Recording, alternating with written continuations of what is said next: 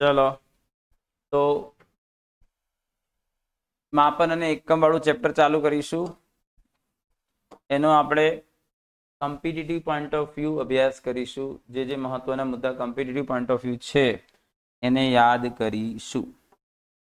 બરાબર, યાદ કરવાનું, શું નહીં કરવાનું? ફરિયાદ નહીં કરવાની.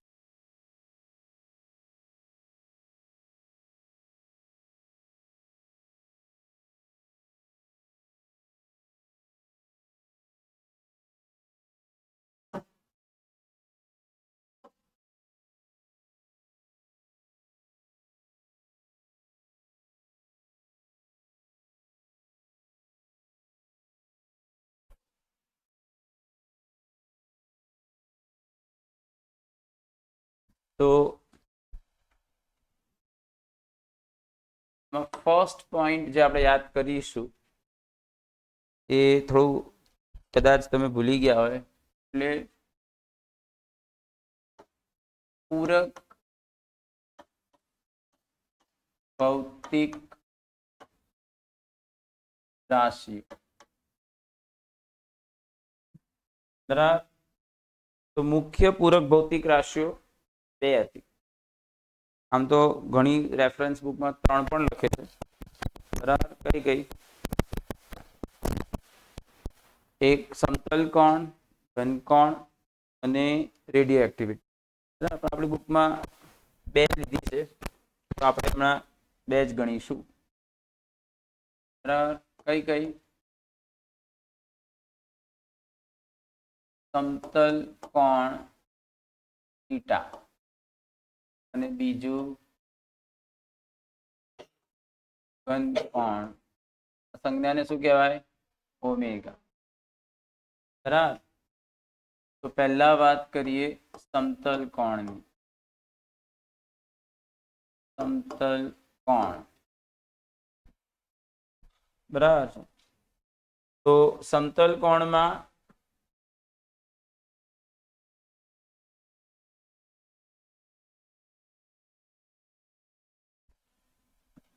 શું છે? સમતલ કોણ એને થીટા વડે દર્શાવીએ છીએ. એનું સૂત્ર છે વર્તુળની ચાપની લંબાઈ, એટલે ચાપ ટૂંકમાં, છેદમાં ત્રિજ્યા. બરાબર, અને આ સૂત્રમાં કિંમતો મૂકતા તમને જવાબ જે મળશે એ રેડિયન એકમમાં હશે. બરાબર, ધારો કે આના પરથી તમને પ્રશ્ન પૂછું કે વર્તુળના પરિઘે કેન્દ્ર પાસે આંતરેલ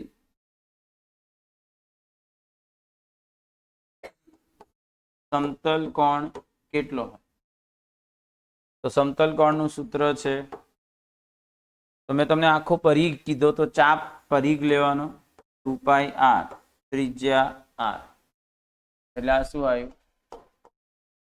2π રેડિયન. ખ્યાલ આવ્યો? 2π રેડિયન.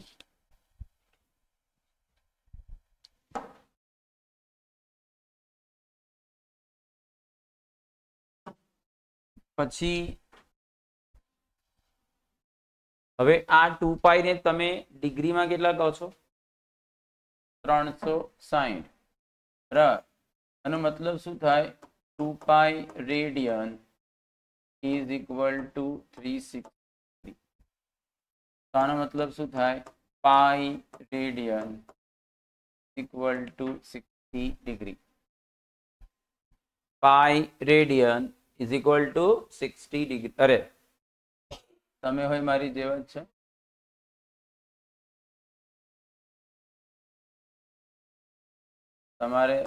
તમારી શ્રદ્ધા સારી છે મારામાં. 2π રેડિયન, તો આ સંબંધનો ઉપયોગ તમે ડિગ્રીને રેડિયનમાં કે રેડિયન ડિગ્રીમાં ફેરવા કરી શકો. ધારો કે મારે ડિગ્રીને રેડિયનમાં ફેરવવું છે, તો આવી રીતે વિચારાય કે 180 degree is equal to pi radian. તો થીટા ડિગ્રી ના રેડિયન કેટલા? તો જવાબ શું આવશે? Pi by 180 into theta, pi by 180 into theta degree theta radian. બરાબર છે. તો આ સંબંધનો ઉપયોગ કરીને તમને ડિગ્રી આપી અને રેડિયનમાં કન્વર્ટ કરી શકો. હવે આનાથી ઊંધું કરવું હોય, થીટા ડિગ્રી જોઈએ છે એટલે મતલબ કે તમને રેડિયન આપ્યો છે તમારે એને ડિગ્રીમાં કન્વર્ટ કરવું છે. થીટા ડિગ્રી શું થશે? 180 by pi into theta radian. ખ્યાલ આવી ગયો? આમાં તમે કિંમત મૂકશો તો તમને શું મળી હશે? જો ડિગ્રી હોય અને રેડિયનમાં ફેરવે તો આ સૂત્ર, રેડિયન હોય ને ડિગ્રીમાં ફેરવે તો આ સૂત્ર. બરાબર. ધારો કે તમને એવું પૂછે 1 રેડિયન બરાબર કેટલા ડિગ્રી? તો આ સૂત્રમાં થીટા રેડિયન મૂકી દો તો 180 બાય પાઈ લગભગ 57 ડિગ્રી જેવા આવશે. ખ્યાલ આવ્યો? અને 1 રેડિયન એટલે શું? 1 રેડિયન તો આ જે મૂળ સૂત્ર છે એમાં થીટા મને 1 જોઈએ છે તો આ બંને સરખા હોવા જોઈએ. આ બંને સરખા હોય તો ઉડી હશે એટલે જવાબ શું આવશે? તો આના પરથી 1 રેડિયન એટલે શું? તો કઈ ત્રિજ્યા જેટલી લંબાઈની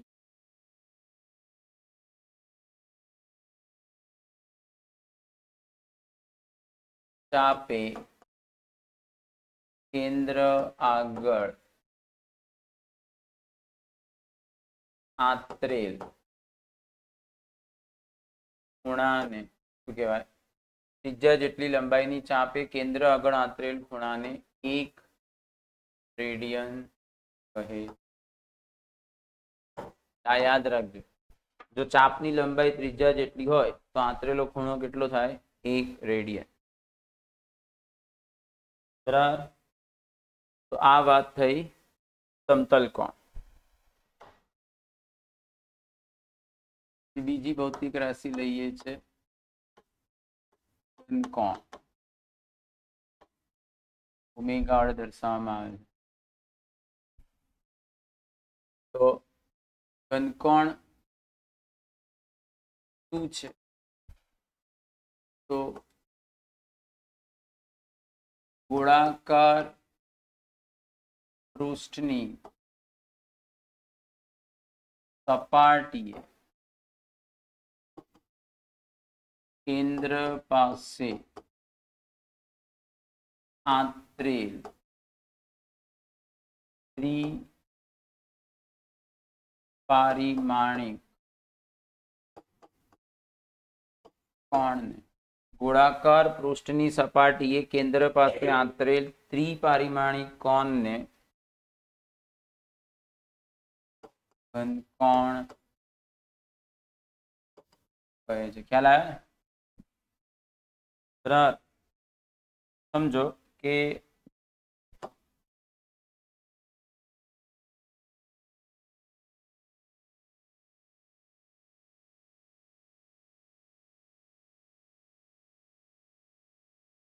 આ કોઈ ગોળો છે.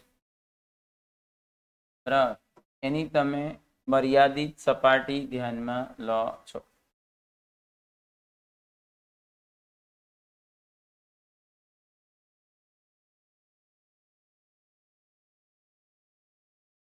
તો મેં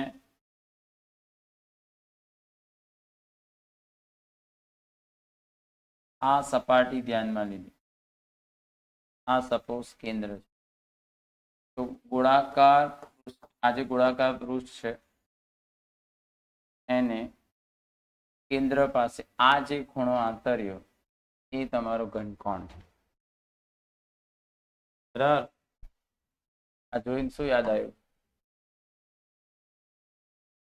તરબૂચ ના યાદ આવ્યું? તરબૂચની સીઝન ચાલે, બરાબર. આને એવું નહીં કીધું કે આ તરબૂચ દોર્યું છે મેં. ભૂલ થઈ ગઈ મારી. ગુજરાતી કીધું તો ભૂલ થઈ ગઈ, પણ એનું ગુજરાતી જ થયું ને. માફ કરો બસ.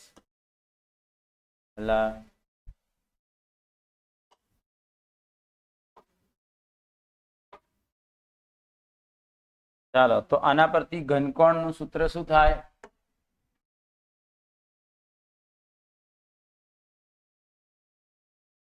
ઘનકોણ સિગ્મા તો ગોળાકાર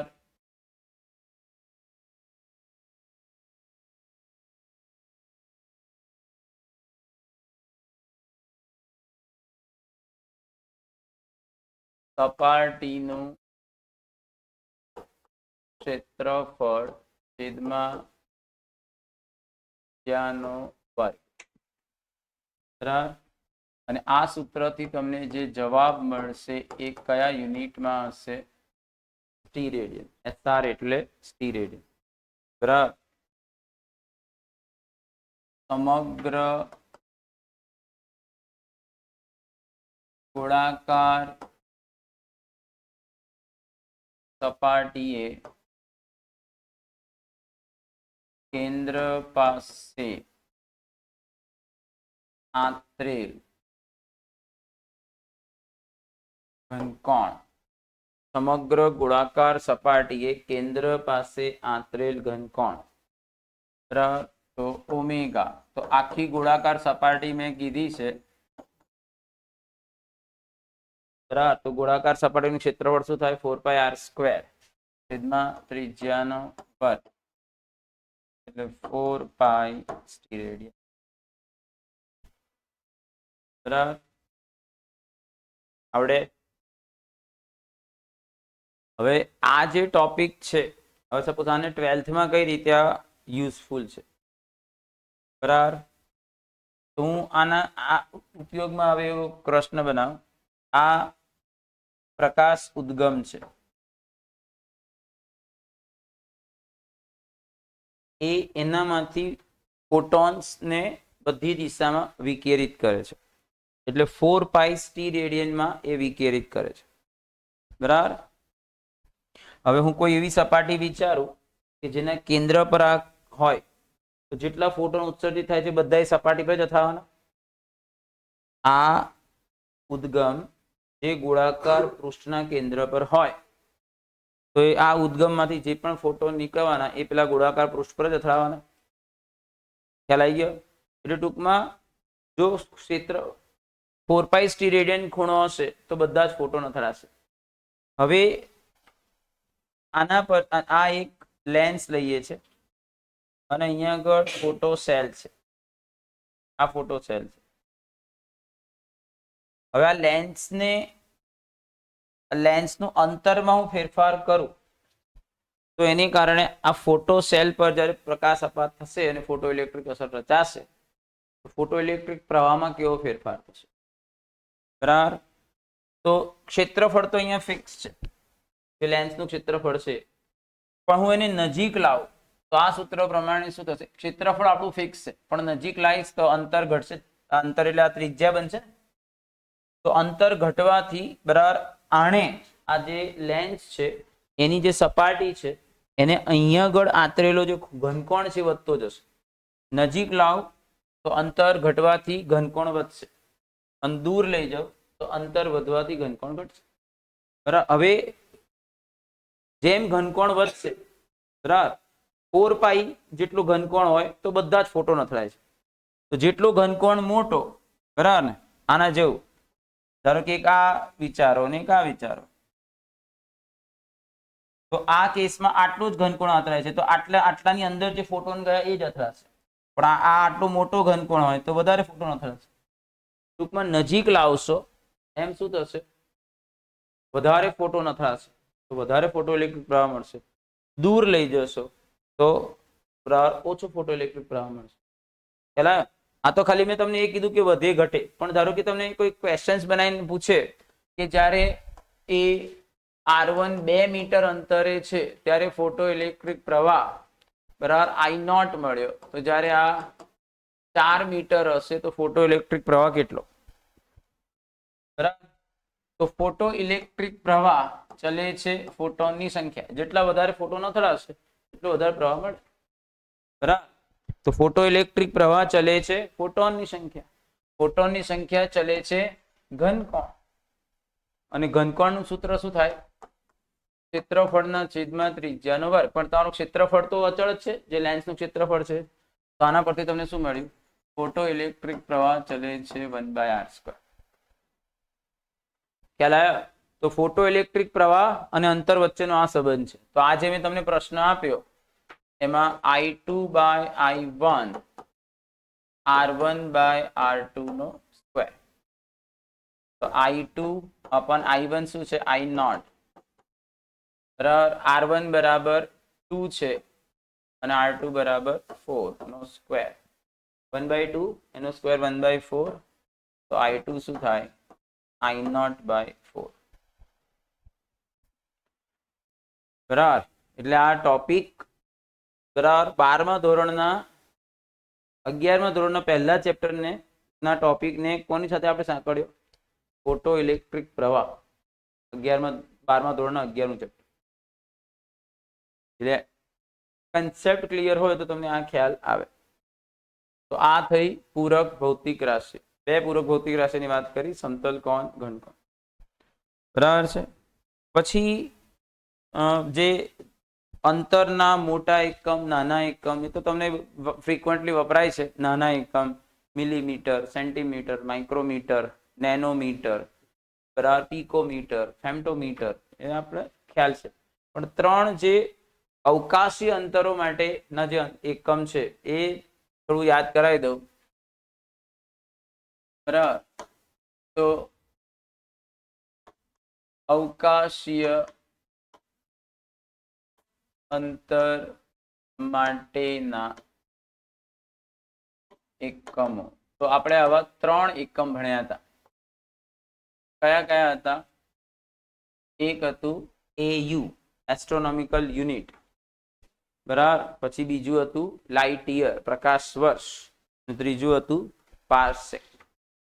બરાબર, તો 1 એસ્ટ્રોનોમિકલ યુનિટ. તો 1 એસ્ટ્રોનોમિકલ યુનિટનો મતલબ શું થાય? પૃથ્વી અને સૂર્ય વચ્ચેનું સરેરાશ અંતર, જે કેટલું લેવામાં આવે છે? 1.496 into 10⁻11 મીટર. બરાબર, આને આપણે 1.5 into 10⁻11 પણ ઘણી વાર લઈએ. બરાબર, તો આ એક એસ્ટ્રોનોમિકલ યુનિટ. પછી બીજું છે શું હતું? પ્રકાશ વર્ષ, 1 લાઇટ યર. તો 1 લાઇટ યર એટલે પ્રકાશે એક વર્ષમાં શૂન્ય અવકાશમાં કાપેલ અંતર. એક લાઇટ યર એટલે પ્રકાશે એક વર્ષમાં શૂન્ય અવકાશમાં કાપેલ અંતર. અને આ કેટલું હોય છે? 9.46 into 10⁻15 મીટર. બરાબર,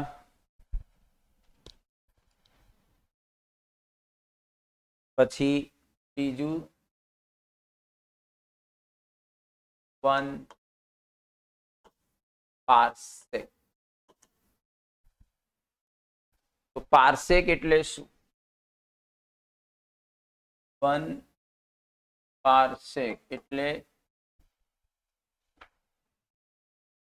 જે અંતરે એક એસ્ટ્રોનોમિકલ યુનિટ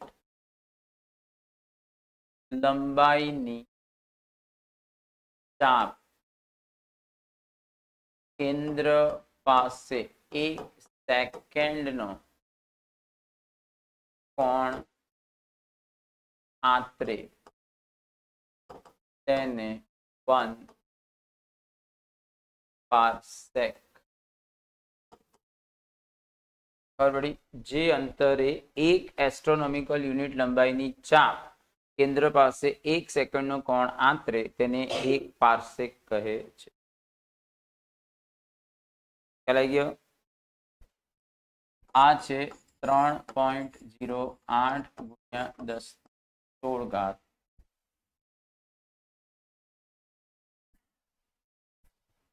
બરાબર. આ સપોઝ કેન્દ્ર છે. તો આ એક એસ્ટ્રોનોમિકલ યુનિટ લંબાઈની ચાપ હોય અને આ ખૂણો 1 સેકન્ડ હોય તો આ જે અંતર છે એ વ્યાખ્યા પ્રમાણે 1 પાર્સેક બને. બરાબર. એટલે 1 પાર્સેક શું છે? 1 એસ્ટ્રોનોમિકલ યુનિટ બાય 1 સેકન્ડ. બરાબર. હવે એસ્ટ્રોનોમિકલ યુનિટ કેટલા થાય? 1.496 10⁻11 મીટર. બરાબર. અને આ જે છે 1 સેકન્ડ 1/3600 કરીએ એટલે આ ડિગ્રી થઈ ગઈ. પછી એને π/180 કરો એટલે આ રેડિયન. આનું તમે સાદુરૂપ આપો તો આ તમને મળે 3.08 10⁻².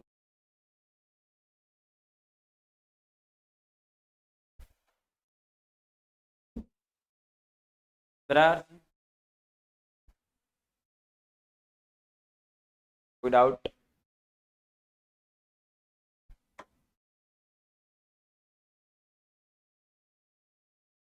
આ વાત કરી પાર્સેક. બરાબર. પછી ત્રુટિ.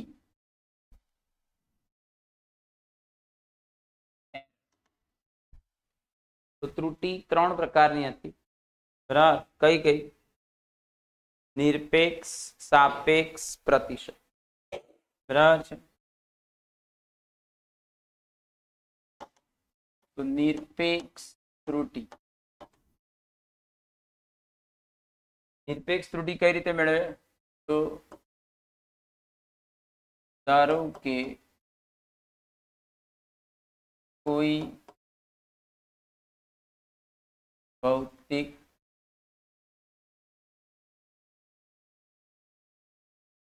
રાશિના અવલોકનો A1, A2 and so on an. કોઈ ભૌતિક રાશિના અવલોકનો, તમને અવલોકનો આપેલા હોય ને,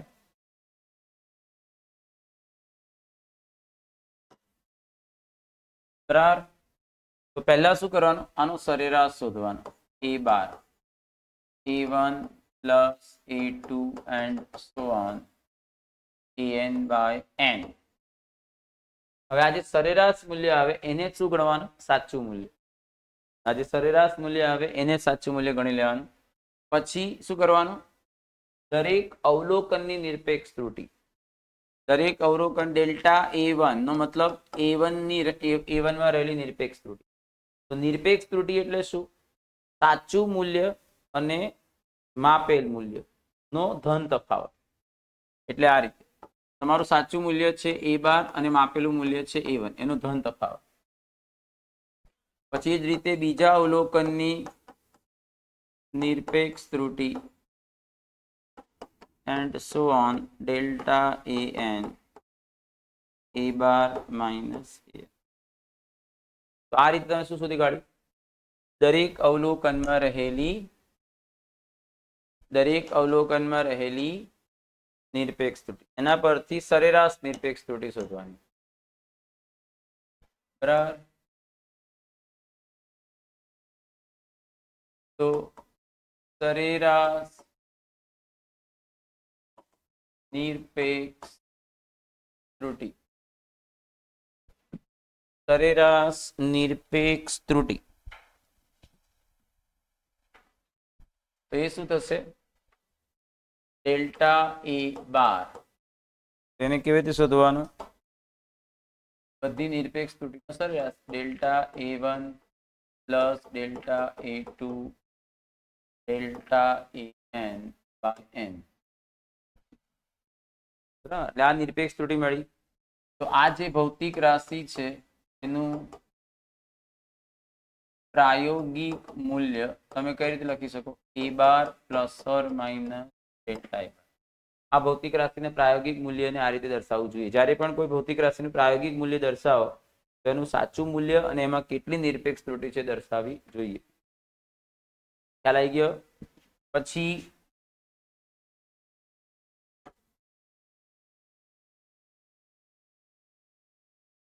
સાપેક્ષ ત્રુટિ.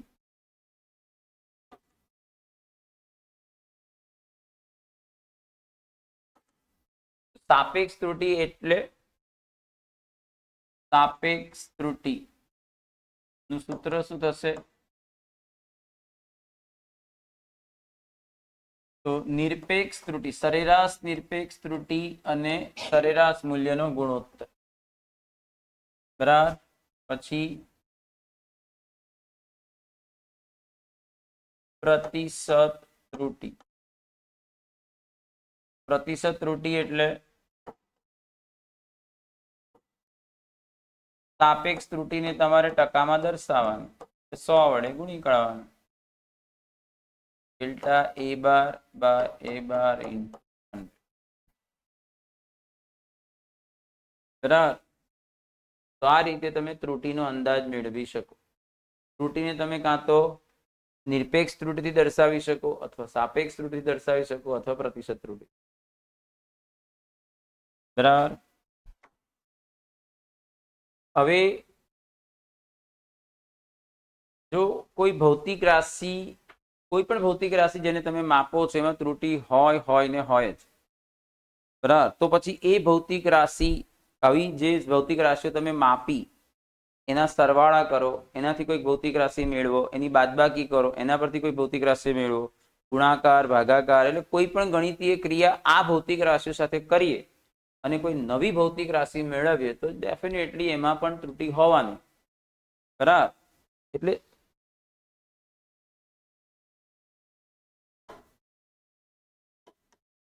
સંયોજનને લીધે ત્રુટિ. તમે ભૌતિક રાશિઓનું સંયોજન કરો છો અલગ અલગ રીતે, તો એને કારણે ત્રુટિ શું મળે? તો ધારો કે તમે બે ભૌતિક રાશિ એ અને બી નો સરવાળો કરો છો. એના માપનમાં કંઈક ત્રુટિ હશે, બીના માપનમાં કંઈક ત્રુટિ હશે, તો પછી એ અને બી થી મળતી ભૌતિક રાશિ ઝેડમાં ત્રુટિ હોય જ. પછી એ જ રીતે ધારો કે તમે એ અને બી તફાવત લો. બરાબર. તો આ કેસમાં સરવાળો અથવા બાદબાકી વાળા કેસમાં ત્રુટિનો અંદાજ કેવી રીતે મેળવવાનો? તો ઝેડ ભૌતિક રાશિની નિરપેક્ષ ત્રુટિ બરાબર એની નિરપેક્ષ ત્રુટિ વત્તા બીની નિરપેક્ષ. ખ્યાલ આવી ગયો? એની નિરપેક્ષ ત્રુટિ વત્તા બીની નિરપેક્ષ. ત્રુટિના સૂત્રમાં કોઈ દિવસ બાદબાકી આવે જ નહીં. માઇનસનું ચિહ્ન ત્રુટિના સૂત્રમાં દેખાય જ નહીં. કારણ કે ત્રુટિનો જ્યારે પણ અંદાજ મેળવીએ તો તમામ શક્યતાઓમાંથી જેમાં જે મહત્તમ શક્યતાવાળી ત્રુટિ છે એને જ ગણતરીમાં લેવાનું. અને મહત્તમ ક્યારે મળે? સરવાળો કરો તો. ત્રુટિનો અંદાજ જ્યારે પણ, કોઈ ત્રુટિનું સૂત્ર એવું નહીં હોય કે જેમાં બાદબાકી આવે, સરવાળો જ થાય. ભૌતિક રાશિનો સરવાળો થતો હોય કે બાદબાકી થતી હોય, પણ નિરપેક્ષ ત્રુટિમાં સરવાળો જ આવે. પછી એ જ રીતે ધારો કે ઝેડ ભૌતિક રાશિ જે છે એ મને એ અને બી ના ગુણાકારથી મળે છે, અથવા ઝેડ ભૌતિક રાશિ જે છે એ એ અને બી ના ભાગાકારથી મળે છે. બરાબર. તો સરવાળો અને બાદબાકીની જે ગણિતીય ક્રિયા હોય તેમાં શું કરવાનું? નિરપેક્ષ ત્રુટિનો સરવાળો. એવી રીતે ગુણાકાર કે ભાગાકાર થતો હોય તો સાપેક્ષ ત્રુટીનો સરવાળો, બરાબર. તો ઝેડ માં રહેલી સાપેક્ષ ત્રુટી એટલે ડેલ્ટા ઝેડ બાય ઝેડ બરાબર એ માં રહેલી સાપેક્ષ ત્રુટી વત્તા બી માં રહેલી સાપેક્ષ ત્રુટી. ખ્યાલ આવી ગયો? એ માં રહેલી સાપેક્ષ ત્રુટી, તો ભૌતિક રાશિઓનો સરવાળો થાય ત્યારે નિરપેક્ષ ત્રુટીનો સરવાળો, સરવાળો કે બાદબાકીમાં, અને ભૌતિક રાશિનો ગુણાકાર કે ભાગાકાર થાય ત્યારે સાપેક્ષ ત્રુટીનો સરવાળો સરવાળો છે. હવે ધારો કે ભૌતિક રાશિ ઝેડ જે છે એ રેસ ટુ એન છે, તો આ a into a into a into a n વાર થાય, તો આવું થાય delta a by a plus delta a by a plus delta a by n વખત. સરવાળો શું થઈ જાય? તો આ કેસમાં delta z by z n times delta a by a, બરાબર. એટલે ગુણાકાર કે ભાગાકાર હોય તો સાપેક્ષ ત્રુટીનો સરવાળો, અને ઘાત હોય તો ઘાતને આગળ ગુણવાનો. તો આના પરથી આપણે એક વ્યાપક સ્વરૂપ વિચારીએ. વ્યાપક સ્વરૂપ, ધારો કે ઝેડ ભૌતિક રાશિ જે છે એ રેસ ટુ એમ છે, બી રેસ ટુ એન છે, સી રેસ ટુ ઈ છે, અને ડી રેસ ટુ ક્યુ છે.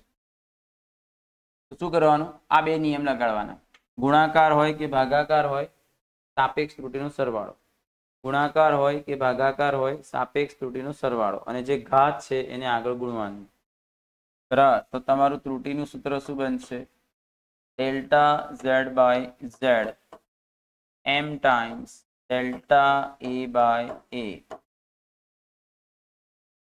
Plus n times delta b by plus p times delta c by plus q times delta d અપન.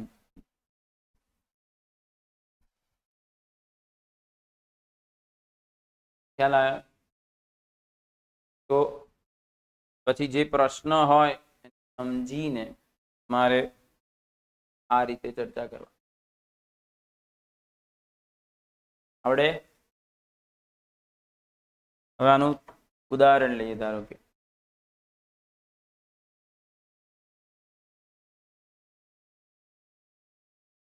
ધારો કે તમને આપ્યું છે આવું કે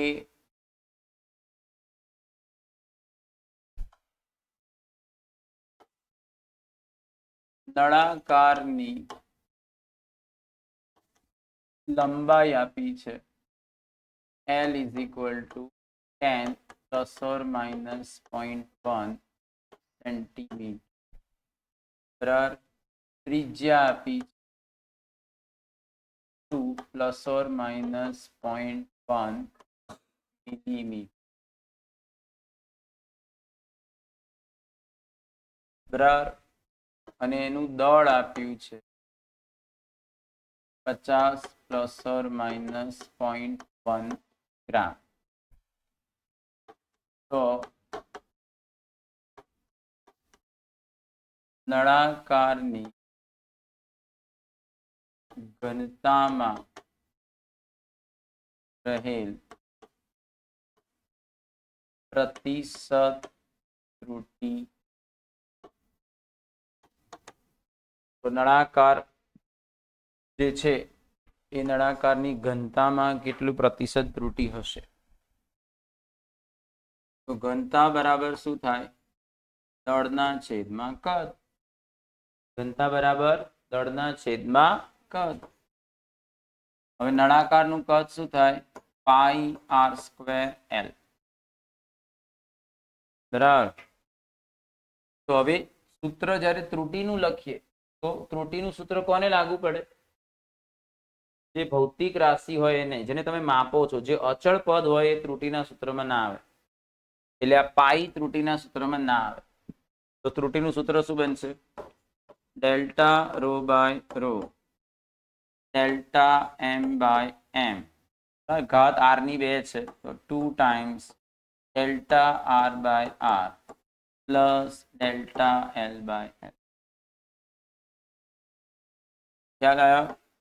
તો તમારા ડેલ્ટા એમ કેટલા છે?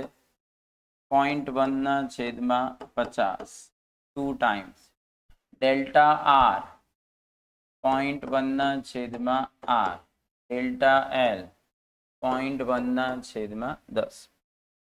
હવે તમારે પ્રતિશત ત્રુટિ જોતી હોય delta rho by rho into 100. હવે આને 100 થી ગુણશો બરાબર, એટલે 0.1 ગુણ્યા 100/50 50 દુ 100 2 ગુણ્યા 0.1 0.2 તમે આર લખ્યો, આર ની કિંમત કેટલી છે 2 બરાબર. આ બે સાથે જશે, આપણે આને 100 વડે ગુણીએ છીએ તો 0.1 100 સાથે ગુણાશે તો 10 અને આને 100 વડે ગુણો તો 10/10 1 એટલે શું થયું 11.2%. આવડે બરાબર.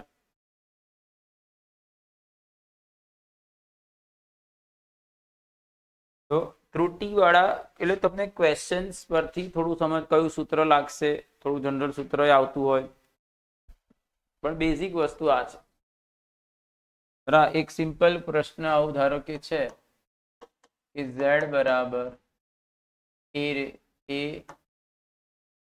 ક્યુબ અપન e⁴ e⁴ બરાબર. તો આ પ્રશ્ન એવું પૂછે છે કે z માં લઘુત્તમ ત્રુટિ મળે તે માટે કઈ ભૌતિક રાશિ સચોટતાથી માપવી જોઈએ. તો ઝેડમાં તમને લઘુત્તમ ત્રુટિ મળે એ માટે તમારે કઈ ભૌતિક રાશિ સચોટતાથી માપવી જોઈએ? શું આવે જવાબ? તો તમે જાણો છો કે જે ઘાત છે આગળ ગુણાય છે બરાબર, તો એની ઘાત એ છે એટલે એની ત્રુટિ નો ગુણાંક અને સહગુણક 1 હશે. ડી ની ત્રુટિનો સહગુણક 3 બરાબર, ડી સી ની ત્રુટિનો સહગુણક 4 અને ડી ની ત્રુટિનો સહગુણક 1. તો ડી નો જે સી છે સી ભૌતિક રાશિ ની ત્રુટિ 4 વડે ગુણાય છે એટલે એની અસર ફાઇનલ જવાબમાં સૌથી વધારે આવશે બરાબર. ધારો કે એ સી ની ત્રુટિ 1% તમે એક્યુરેસી ના વાપરી અને 1 ની જગ્યાએ 2 થઈ ગઈ તો 2 ગુણ્યા 4 પેલા 8% એડ થશે સમજ્યા. એટલે સ્પષ્ટ છે કે સી ની ઘાત મહત્તમ હોવાથી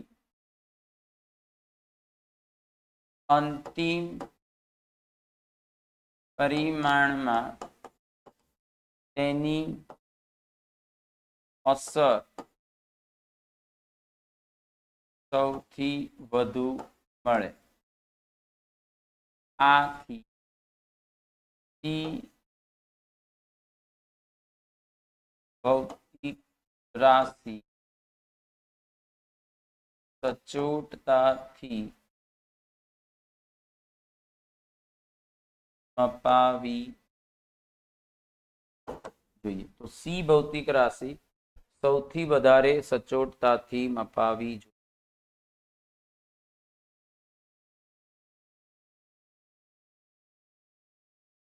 તો આવા ઘણા બધા પ્રશ્ન ત્રુટિને લગતા બનાવી શકાય બરાબર. આવો પણ પ્રશ્ન ફ્રીક્વન્ટલી થાય છે કે જી માપવાના પ્રયોગમાં તમે ગુરુત્વ પ્રયોગ માપો છો સાદા લોલો પડે બરાબર,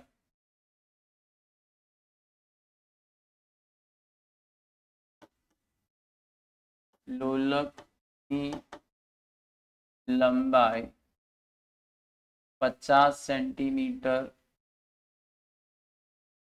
મપાય છે તથા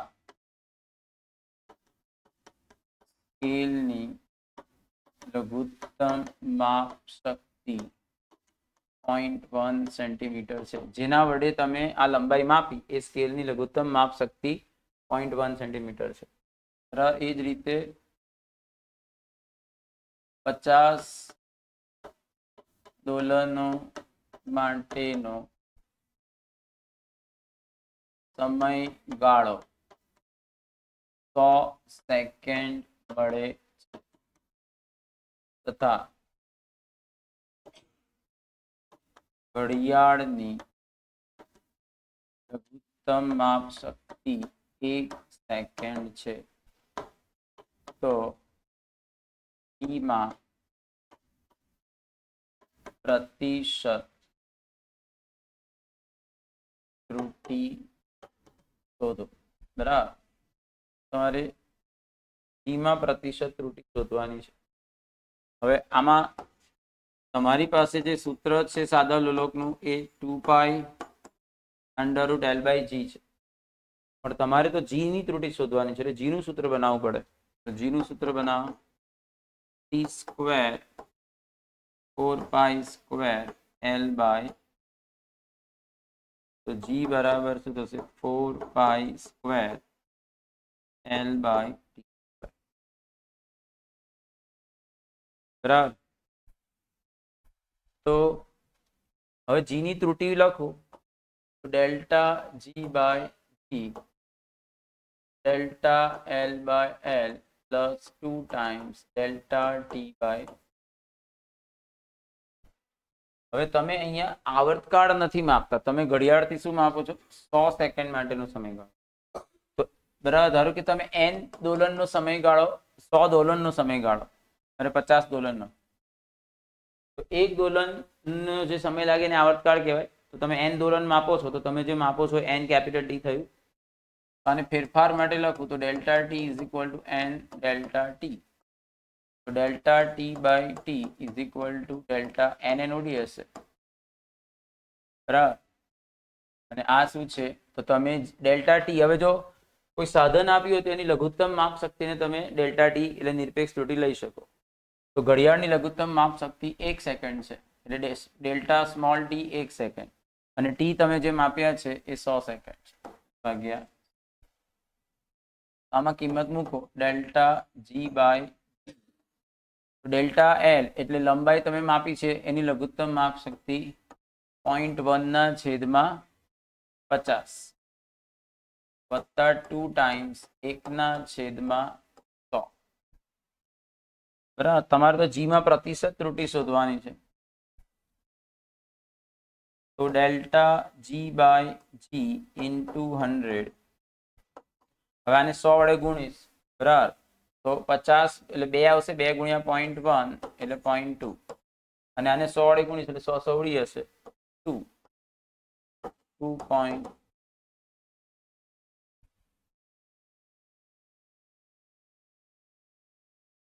બરાબર,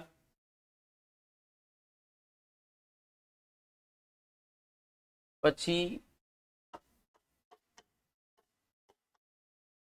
સાર્થક અંકો, સિગ્નિફિકન્ટ ફિગર. સાર્થક અંકોના તમને નિયમ યાદ હોવા. પહેલો નિયમ શું હતો? તમામ શૂન્યેતર અંકો સાર્થક અંકો, બધા શૂન્યેતર, બરાબર, એટલે 1 થી લઈને 9 આ કાયમ સાર્થક જ હોય. જે મગજમારી છે એ બધી શૂન્યની છે, કે શૂન્ય ક્યારે સાર્થક, શૂન્ય ક્યારે સાર્થક નહીં. બરાબર, 2 શૂન્યેતર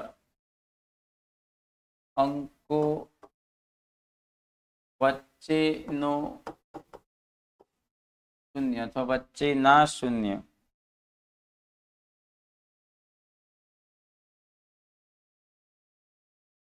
સાર્થક છે. ઉદાહરણ આપું, 1.052. આ શૂન્ય 1 અને 5 ની વચ્ચે છે, 1 અને 5 શૂન્યેતર છે, તો આ શૂન્ય સાર્થક છે. બરાબર, એક કરતા નાની સંખ્યા માટે દશાંશ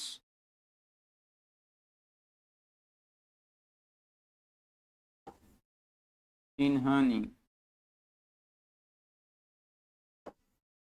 જમણી બાજુ પણ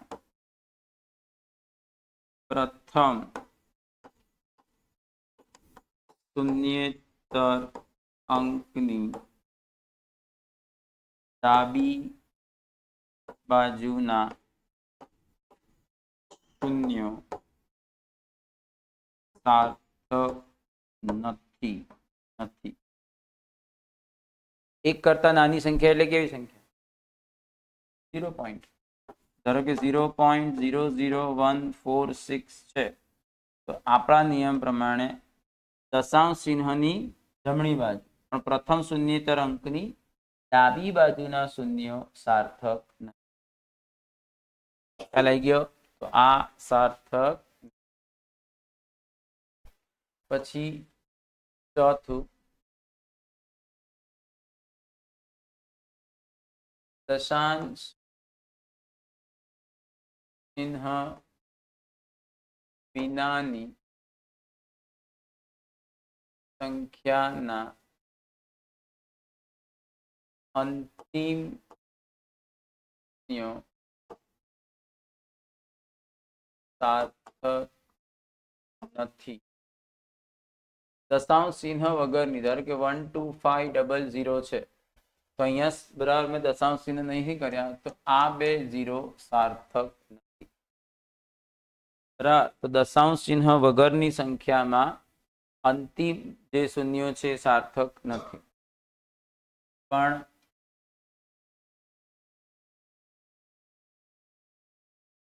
દશાંશ ચિહ્ન સાથેની સંખ્યામાં અંતિમ શૂન્ય સાર્થક છે. એટલે આવું હોય 1.500, તો આ સાર્થક છે. ખ્યાલ આવ્યો? પછી અચળ સંખ્યા માટે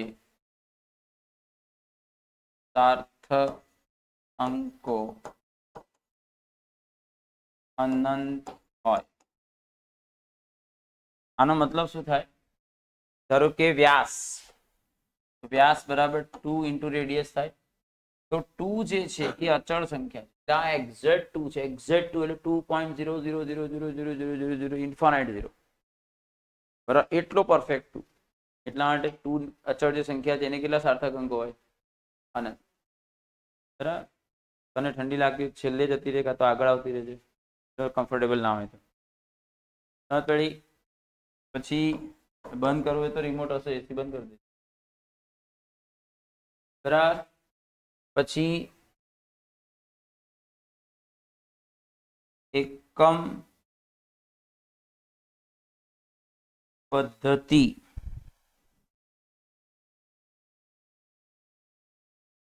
આ રીતે લખીએ કે કોઈ ભૌતિક રાશિ છે,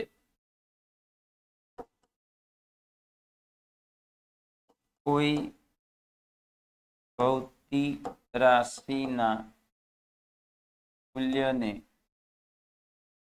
એક એકમ પદ્ધતિમાંથી બીજી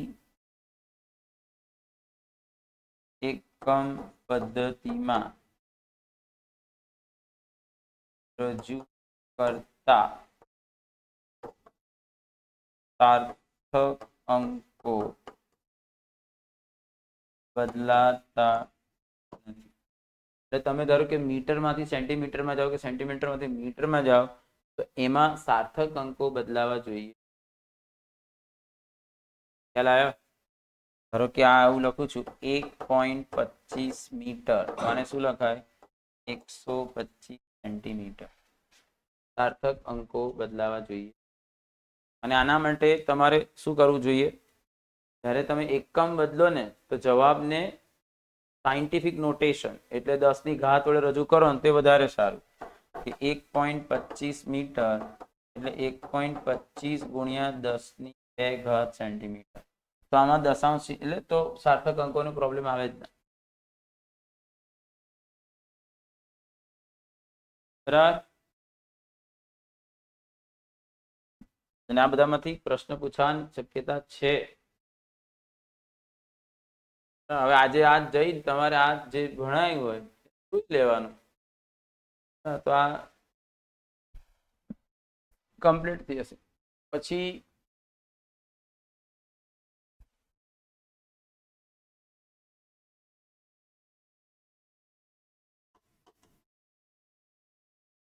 સાર્થક અંકો સાથેના સરવાળા બાદબાકી. સાર્થક અંકો સાથેના સરવાળા બાદબાકી. બરાબર છે. તો જ્યારે તમે ભૌતિક રાશિનો સરવાળા બાદબાકી કરો તો તમારે શું ધ્યાનમાં રાખવાનું, તો સરવાળા બાદબાકીમાં સાર્થક અંકો નહીં પણ દશાંશ સ્થાન ધ્યાનમાં રાખવાનું. તમે જેટલા પણ ભૌતિક રાશિના કે માપનોના સરવાળા બાદબાકી કરો છો તો અંતિમ જવાબમાં કેટલા સાર્થક અંકો રાખવાના, અરે કેટલા દશાંશ સ્થાન રાખવાના, જે તમામ મૂલ્યો પૈકી જે મૂલ્યમાં સૌથી ઓછા સાર્થક અરે દશાંશ સ્થાન હોય. ઉદાહરણ આપું તો વધારે ખબર પડશે. ધારો કે આ કોઈ ભૌતિક રાશિના માપ છે.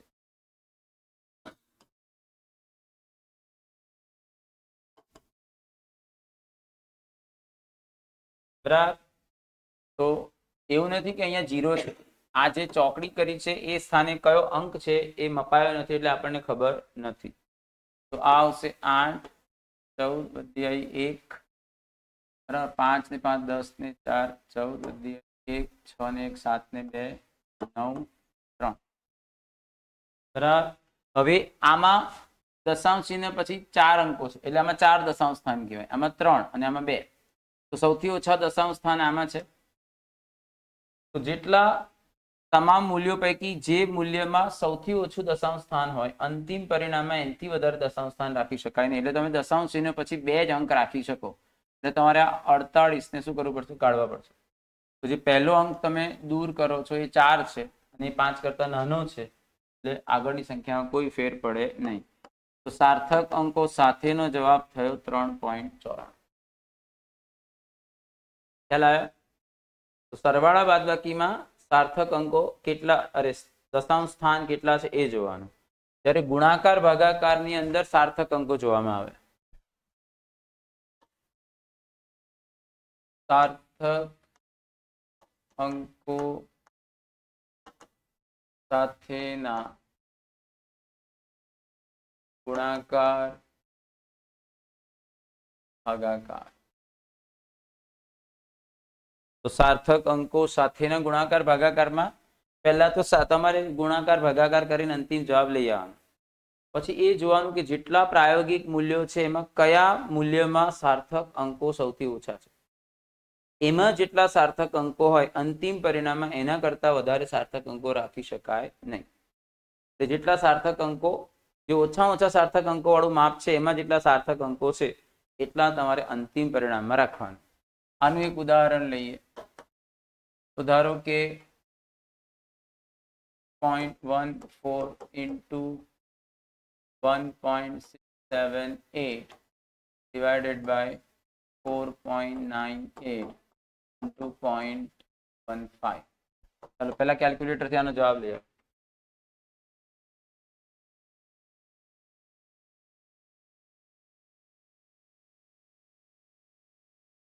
બધાનું ફાઇનલ જવાબ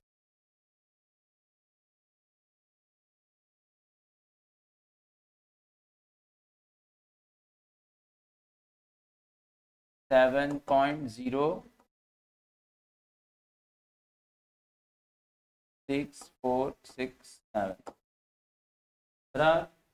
હવે તમે જુઓ આમાં કેટલા સાર્થક અંકો છે? 1 2 3 4. આમાં કેટલા સાર્થક અંકો છે? 4. 1 2 3 4. આમાં 3. આમાં આ 0 સાર્થક નો એટલે આમાં 1 અને 5 એટલે આમાં સાર્થક અંકો 2 છે. બરાબર. તો સૌથી ઓછા સાર્થક અંકો કેટલા છે? 2. સૌથી ઓછા સાર્થક અંકો કેટલા છે? 2. તો તમે તમારા અંતિમ પરિણામમાં 2 થી વધારે સાર્થક અંકો રાખી શકો નહીં. એટલે 1 અને 2 આ બધાને કાઢવા પડશે. હવે તમે જે બધા અંકોને કાઢો છો એમાં જે સૌથી પહેલો અંક છે એ 6 છે. 6 એ 5 કરતા મોટો છે. 6 5 કરતા મોટો હોય તો શું કરવું પડે? આગળના અંકને એક એકમથી વધારી દેવાનો. એટલે સાર્થક અંકો સાથેનો તમારો જવાબ છે 7.1. સમજણ પડી? સાર્થક અંકો સાથેનો તમારો જવાબ છે 7.1.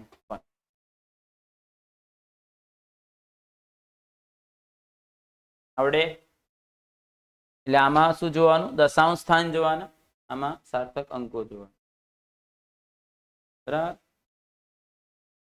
એટલે તમને કોઈક આપશે, કોઈ ભૌતિક રાશિના માપો આપશે અને અંતિમ પરિણામ ક્ષેત્રફળ શોધવાનું હોય કે ઘનફળ શોધવાનું હોય, એને સાર્થક અંકોને ધ્યાનમાં રાખીને ફાઇનલ જવાબ નક્કી.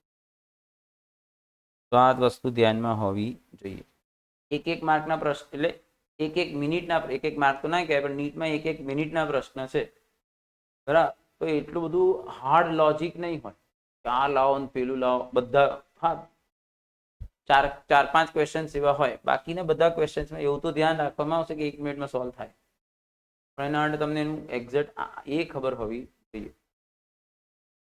અને આપણે બધા કન્સેપ્ટ તૈયાર કરીને ગયા હોય તો જે સહેલા ક્વેશ્ચન્સ હોય, ઘણી વાર શું થાય તમને જે બધું આવડે છે એમાંથી સહેલું નીકળવું જોઈએ. બરાબર. તમને જે બધા ક્વેશ્ચન્સ બહુ જ સહેલા છે એ કન્ટેન્ટ તમે તૈયાર જ નહીં કર્યું. અને જે તમે કન્ટેન્ટ તૈયાર કરી એમાં થોડું લેવલ ઊંચું રાખ્યું તો તમે બે રીતે માર્ક આપો. જે કન્ટેન્ટ તૈયાર કર્યું તેમાં અઘરું પૂછાયું એટલે આવડ્યું નહીં, અને જે સહેલું પૂછાયું તે તમે કર્યું નહીં. બરાબર. પછી આના પછીનો જે ટોપિક હતો એ પેલું પારિમાણિક વિશ્લેષણ વાળો હતો. બરાબર. પારિમાણિક વિશ્લેષણ એટલે પારિમાણિક સૂત્રો તો તમે છેક સુધી લખો જ છો એટલે તમને આવડવાનું છે કે આનું પારિમાણિક સૂત્ર શું થાય, એવું બધું ખ્યાલ આવ્યો. એટલે મને નહીં લાગતું કે એમાં બહુ પ્રોબ્લેમ આવે, પણ એવા એકાદ બે ક્વેશ્ચન્સ કરાવી દઉં છું. ધારો કે આવું છે, ઘનતા બરાબર ax પ્લસ bt સ્ક્વેર, જ્યાં x અંતર છે અને t સમય છે. તો a બાય b નું પારિમાણિક સૂત્ર શું હશે? બરાબર. તો આ બે પદોના સરવાળાથી ઘનતા મળે છે, એનો મતલબ I ઘનતા છે, I ઘનતા છે. બરાબર. તો a ઇન્ટુ એક્સ નું પારિમાણિક સૂત્ર બરાબર ઘનતાનું પારિમાણિક સૂત્ર m1l-3. બરાબર. તો એક્સ એ નું પારિમાણિક સૂત્ર શું થાય? તો એક્સ નું પારિમાણિક સૂત્ર છેદમાં જશે. એક્સ અંતર છે એટલે L1 થાય, તેને ઉપર લઈ જશો તો શું થશે? આ m1l-4. પછી જ રીતે b ઇન્ટુ ટી સ્ક્વેર, આ બે પદોના સરવાળાથી ઘનતા મળતી હોય તો ઘનતાનો સરવાળો ઘનતા સાથે થઈને મળે ઘનતા જ. એટલે I ઘનતા છે, I ઘનતા છે, એનો જવાબ એ ઘનતા છે. તો બીટી સ્ક્વેર પણ ઘનતા જ છે એટલે m1l-. હવે ટી સ્ક્વેર છેદમાં જશે એટલે એનું પારિમાણિક સૂત્ર t ની પાવર 2 એ ઉપર જશે. તો b નું પારિમાણિક સૂત્ર શું થયું? m1l-3 t-2. તો તમને શું પૂછવામાં આવ્યું છે? a બાય b નું પારિમાણિક સૂત્ર. એટલે a બાય b નું પારિમાણિક સૂત્ર, તો a નું પારિમાણિક સૂત્ર શું આવ્યું? m1l ની પાવર -4. અહીંયા m1l ની પાવર -3 t ની પાવર -2. તો m ની પાવર તો 0 થઈ જશે 1 - 1 -4 3 ઉપર જશે તો પ્લસ થશે l ની પાવર -1 અને t ની પાવર 2.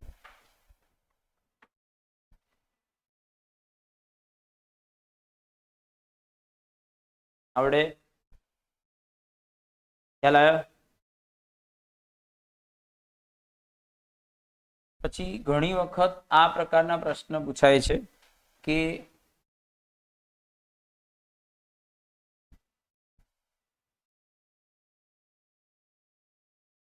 એકમ પદ્ધતિ ચેન્જ કરવાનો કે નવી એકમ પદ્ધતિમાં દળનો એકમ 10 kg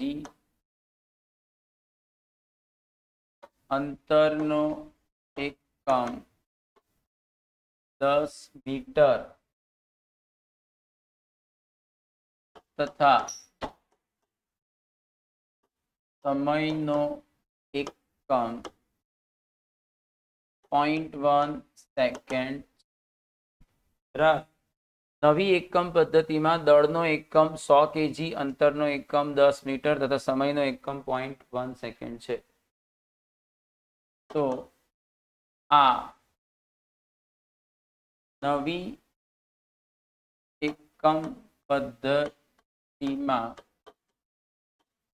ઉર્જાનો નવો એકમ બરાબર ખાલી જગ્યા જૂથ. તો નવી એકમ જો તમે અંતરનો નવો એકમ લીધો, દળનો નવો એકમ લીધો, સમયનો નવો એકમ લીધો, તો નવી એકમ પદ્ધતિમાં તમને ઉર્જાનો એક નવો એકમ મળશે ને. તો ઉર્જાનો આ નવો એકમ કેટલા જૂલ હશે એવો પ્રશ્ન છે. તો ઉર્જાની વાત છે તો પારિમાણિક સૂત્ર શું થાય? m1 l2 t - 2. બરાબર. પારિમાણિક સૂત્ર એકમને જ રજૂ કરે છે. તો નવો એકમ એટલે m1 l2 t - 2. m એટલે દળનો એકમ. તો દળનો એકમ બરાબર શું લેવાનું? નવી એકમ પદ્ધતિમાં 10 કિલોગ્રામ છે એટલે 10 કિલોગ્રામ. હવે એમની કિંમત 10 કિલોગ્રામ છે પણ એમની ઘાત 1 છે એટલે આની ઘાત 1. પછી આ અંતરનો એકમ છે 10 મીટર એટલે 10 મીટર પણ મીટરની 2 ઘાત છે બરાબર. અને સમયનો એકમ 0.1 સેકન્ડ છે. 0.1 એટલે 10⁻1 સેકન્ડ, એનું પાછું -2. તો 10 ની કેટલી ઘાત કહેવાય? 1 ગુણ્યા 10 ની 1 ની ઘાત 2 એટલે 2. માઇનસ ઘાતની ઘાત હોય તો ગુણાકાર થાય ને, એટલે -1 × -2 2 kg મીટર પર સેકન્ડ સ્ક્વેર. તો 10 ની 5 ઘાત kg મીટર સ્ક્વેર પર સેકન્ડ સ્ક્વેર એટલે શું થાય? જૂલ. તો ઉર્જાનો નવો એકમ બરાબર 10 ની 5 ઘાત. સમજ્યા? ઉર્જાનો નવો એકમ બરાબર 10 ની 5 ઘાત. આવડે?